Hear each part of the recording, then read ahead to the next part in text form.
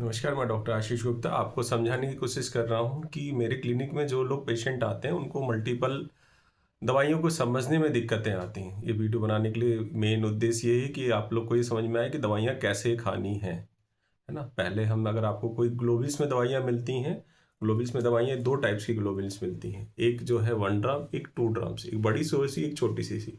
दवाइयाँ खाने के तरीके में ये लिखा होता है इस पे, आप पढ़ेंगे तो लिखा होगा, जैसे 5 गोली सुबह-शाम। अगर 5 गोली सुबह-शाम लिखा है तो इसमें 2 तरीके की शीशियाँ मिलती हैं आपको।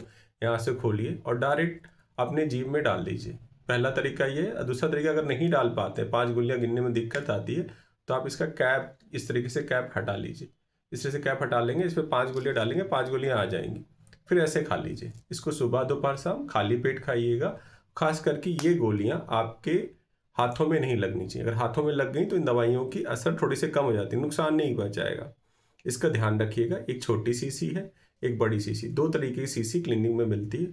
दोनों खाने का तरीका ये है। दोबारा समझाने की कोशिश करता हूँ। ऊपर से टिप टॉप बटन होता है, यहाँ से ओपन कर लीजिए। इसको डायरेक्ट जीभ में डाल लीजिए। अगर नहीं पाते हैं, एक सफ़ेद पेपर पे लेकर के उसपे 5 गोलियाँ डाल लीजिए, फिर उसके बाद खा लीजिए। सफ़ेद पेपर ध्यान रखिएगा। दूसरा तरीका ये है कि आप ढक्कन यहाँ से ओपन कर लीजिए, पूरी ढक्कन यहाँ से ओपन हो जाती है। ओपन हो जाएगी, इसमें 5 गोलियाँ निकाल लीजिए, फिर खा लीजिए आप। ये तरीका होती है गोली वाली दवा खाने का। इस तरीके से आप गोलियाँ खा सकते हैं। और दूसरी तरीका ये है कि इन दवाइयों को किसी सुगंधित पदार्थ या फ्रिज में नहीं रखें। ना ही पानी लगना चाहिए, ना मॉइस्चर रहना चाहिए, गोलियाँ गल जाती हैं। कई कंप्लेंट्स आती हैं गोलियाँ गल गई हैं, इसके माने उसमें वाटर कंटेंट या कहीं से मॉइस्चर ले लिया है। इसका ध्यान रखेंगे।